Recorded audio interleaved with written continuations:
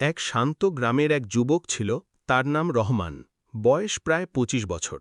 ছোটবেলায় সে অনেক ভালো ছিল, মক্তবে কুরআন পড়ত এবং নিয়মিত নামাজ আদায় করত।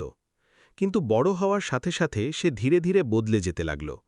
সে দুনিয়ার আনন্দে এত বেশি ব্যস্ত হয়ে পড়ল যে নামাজ, কুরআন এবং আল্লাহর স্মরণ থেকে দূরে সরে গেল। সারা দিন বন্ধুদের সাথে আড্ডা, হাসি ঠাট্টা আর ঘোরাঘুরি করেই সময় কাটাত।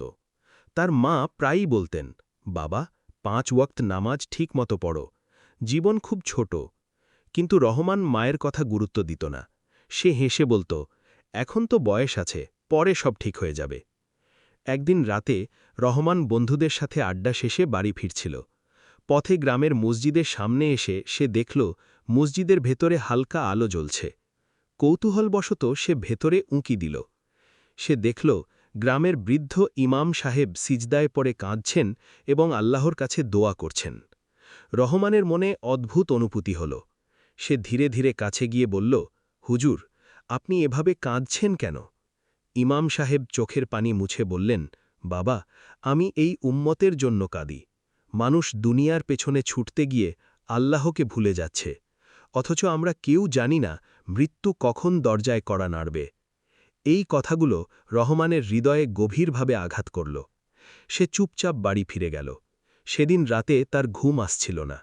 সে ভাবতে লাগল, যদি আজই আমার মৃত্যু হয়ে যায়, আমি আল্লাহকে কি জবাব দেব? হঠাৎ ভোরে ফজরের আজানের শব্দ তার কানে ভেসে এল। বহুদিন পর তার মন নরম হয়ে গেল। সে অজু করল এবং মসজিদের দিকে হাঁটতে শুরু করল।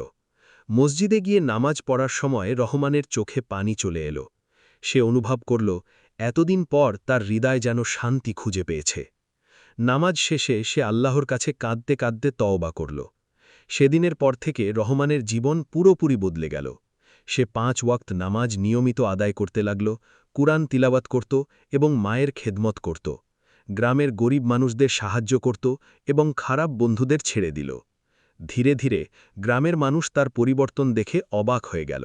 সবাই বলতে লাগল, আল্লাহ যাকে হেদায়েত দেন তার জীবন সত্যিই সুন্দর হয়ে যায়।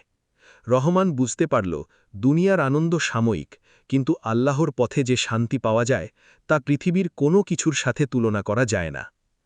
বন্ধুরা, আমরা এই ভিডিও থেকে এটাই শিখতে পেলাম যে মানুষ ভুল করতেই পারে, কিন্তু আল্লাহর কাছে ফিরে আসার দরজা সব সময় খোলা। সত্যিকারের শান্তি, সফলতা এবং সুখ আল্লাহকে স্মরণ করার মধ্যেই রয়েছে। তো বন্ধুরা, সবাই নতুন নতুন ভিডিও পেতে আমার ইউটিউব চ্যানেলটা এবং ফেসবুক পেজটা ফলো করে পাশে থাকুন। ধন্যবাদ।